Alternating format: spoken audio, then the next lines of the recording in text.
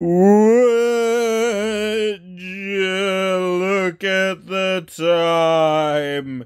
It is time for another video. Good day to you, my fellow adventurers throughout time and space. It is I, the Cowardly Time Lord, welcoming you to... excuse me. Another LEGO review video. No, I will not be re-recording that intro, despite what just happened. Anyways, today we shall be reviewing the Lion Knight's Castle and Forest Hideout. Now, the Forest Hideout was a promotional build released around the same time as the Lion Knight's Castle. Shoot. Open. There we are. This is just a very quick, short little review of this. I think it's a wonderful little set. Perfectly done. Comes with a Robin Hood and Maid Marian looking pair. The forest people are obviously very heavily inspired by Robin Hood. Also comes with this little archery target. So that's really all there is to say about that. It's a nice little build, great addition if you have the Lion Knight's Castle.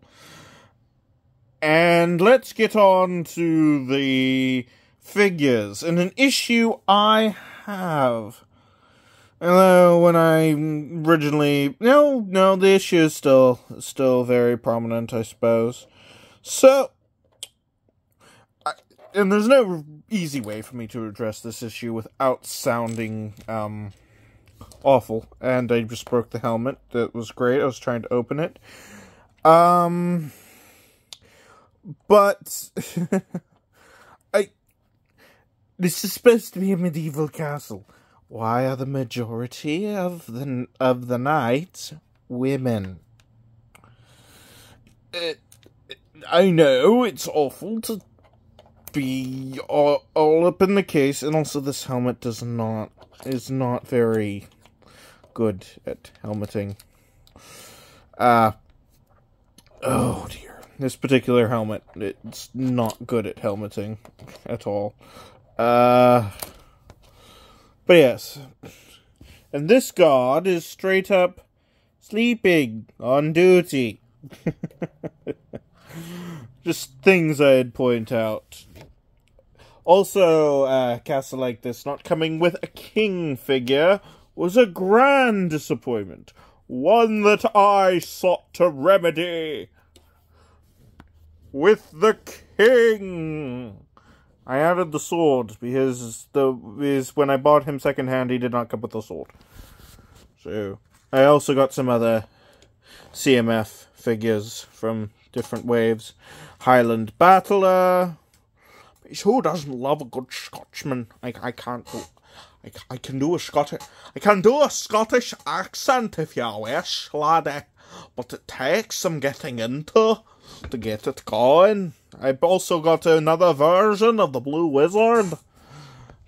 Much better version of the Blue Wizard. And I also got this. This was a build my own figure who I'm going to use to upgrade this version of the Blue Wizard to make an ultimate Blue Wizard. I also got Battle Goddess and Woman Warrior, and of course, the Dark Wizard. I figured these can fit in well enough with the theme of this video, which is, of course, medieval sort of warriors stuff. I just did, like, it is supposed to be a Lego castle and whatnot, but where is a bit more historical accuracy, eh? Where is it? It is nowhere to be found. Also, for those from the Lego, you know, look, it's Panda Cat. It's exactly his sig fig. You cannot deny. Anyways, it's a very great set, very great selection of minifigures overall. Love the arm printing on the child, as I believe he is the only figure with such detailing. That, however, is disappointing, now that I'm actually paying attention to that. Also, it comes with a little lamb. Ba, ba, ba, ba. And 2 horses. Cart. A keg stand. Some extra hay. A hay barrel. And I love the maid figure. I do love all the knight figures. There's a cow. Love the whole team of the forest people and the falcon knights. The queen's amazing with the alternate ability to put the helmet on. Majesto, the blue wizard. I don't know. He is somewhat disappointing. Just purely because they made him bland. That is why I'm going to make a better Majesto. And this Majesto will be tossed out, thrown into the endless pit of doom. Anyways, the rest of the knights are good. Nice face prints. This one, I love how they use the face that looks like someone throwing up to represent that he's supposed to be blowing into the horn. That's very clever. Exhausted Black Falcon Knight with a very heavy backpack that's hard to keep balanced. What I assume is supposed to be like a chef that kind of looks like Shakespeare. As I already said, Panda Cat Knight, and then another Black Falcon Knight. Okay. Let's sweep all this to the side so that I may get into the castle itself. This massive beast of a castle, it doesn't sit well on the table because the table is not a level surface. I have no idea where I'm going to put this castle. I have absolutely zero idea. And I have more Lego projects, of course, that I want to work on. I'm thinking I'm going to start working on the Venator next. Anyways, just to show right from the get-go, the mechanism to raise and lower that. There's a little dial on the side of the castle to do that. This is also interesting. So you turn the thing up there to raise the gate, and then you just drop that to lower the gate down. Brilliant design. Brilliant, brilliant design. This castle's hard to move. Uh-oh. Oh yeah, and it's made for easy separation. So that's a good note for the castle. Whatever, that part's just gonna separate because, oh dear. This is very hard to do with one hand. I might as well show you this in the meantime. So, it's the little hidey hole, like that. Shoot, come on. Okay, there we are. It doesn't like the unbalanced surface. So, okay, yeah, it's separated into its 2 components. So there's the little hideaway for the forest people, and it goes to the other side, and as we can see, it wraps around and does stuff. I think I I just knocked off a piece again. That's so many times I've knocked off that particular piece.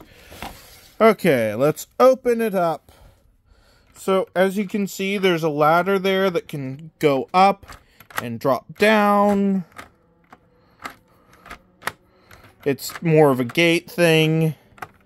And then, of course, the jail cell, and, let's see. So, when the drawbridge goes up, it will drop a character. I can display that real quick. Let's drop this. Forestry person. Come on down. Wee, into the prison cells. Away with you. There's an armor, a helmet, nightstand, the treasure room, another weapon stand. There's a couple other weapon stands in there. That's another problem that's another slight issue I have with this build, is that it's got so many brilliant details, but no way to access them that I can find, at least. There's a little a place to hold the horse. Also, it took me forever to realize that this room, and I know it's so dark you can barely see in there, is supposed to be a bathroom. It's got a little toilet paper roll, a little thing hanging down, and that's very clearly a toilet. And down below, you can see the direct path. The poo would come out down there and land right on the brown frog.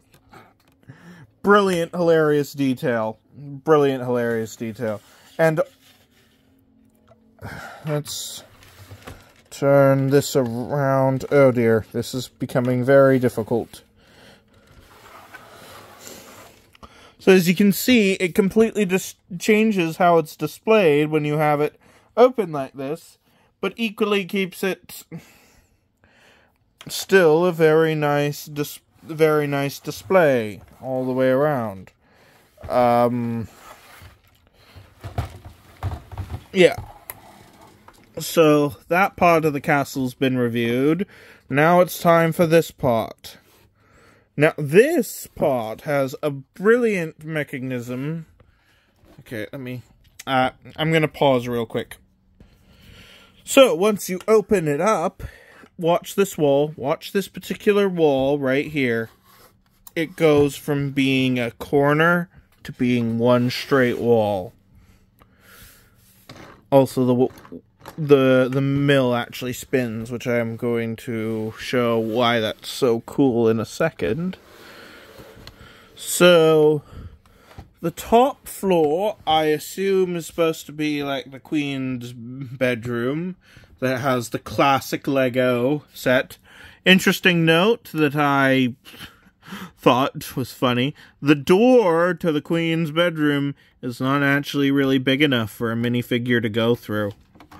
And then there's a dining hall, and combined with a fireplace and a piano. But the mill spins, and the water wheel spins and actually turns the mill. Very cool. Then there's a little bakery down in here with a big oven and a little table filled with foodstuffs. It's so brilliantly done in every aspect. Like I said, the little hidden hole for the thieves. And this is one of the only parts that actually has a way to let light in. And of course I managed to destroy the market stall. I'll repair that later. I have a lot of repairing to do. I have no idea where I'm going to put this thing, but I'm so happy I got it. It's an amazing build. Purely amazing. I don't know a lot about the castle theme from old Lego sets, but I must say, this castle is so beautiful, and I'm so happy I got it. Especially since I already got the Blacksmith Forge set a while back. As you'll recall, I did a video on that one as well, which had a much easier way to access all the floors and stuff. So maybe that's why I'm a little bit like, complaining about how this castle is versus the Blacksmith Forge. But this castle is beautiful. It's got so much space for all the different figures. So many hidden details, such as, pull up this ladder here, and then when you're closing it to go back together, there's a golden frog hidden in there, in the wall. A golden frog in the wall, hidden behind the ladder.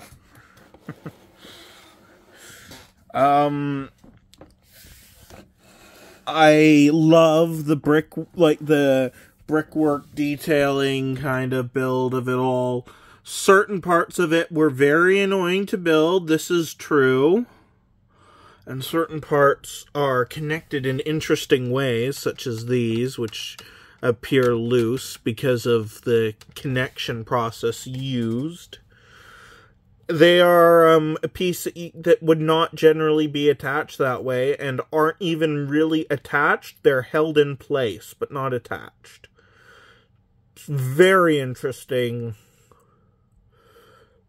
I wish I could describe it better, but I'm not that kind of guy. I'm just a guy who loves collecting Lego and spending money unwisely, as you can clearly see.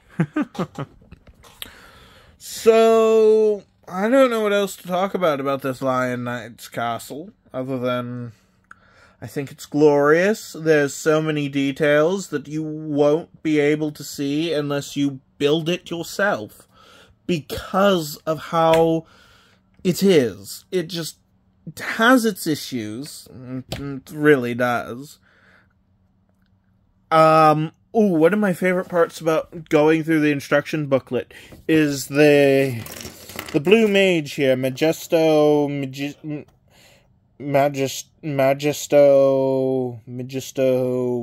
something like that. I looked up his name, but yes, he has little notes throughout the instruction booklet talking about it. He helps you through it, and his little hint about the bathroom and the frog down below is hilarious. Especially once you realize that's what it's supposed to be, but I'm slow and an idiot, and so on and so forth. But yes, dare I say, this looks like a good place to end off for today's episode. So this is the Cowardly Time Lord signing off and saying, have a good day, whatever time it is, wherever you are. Bye-bye now.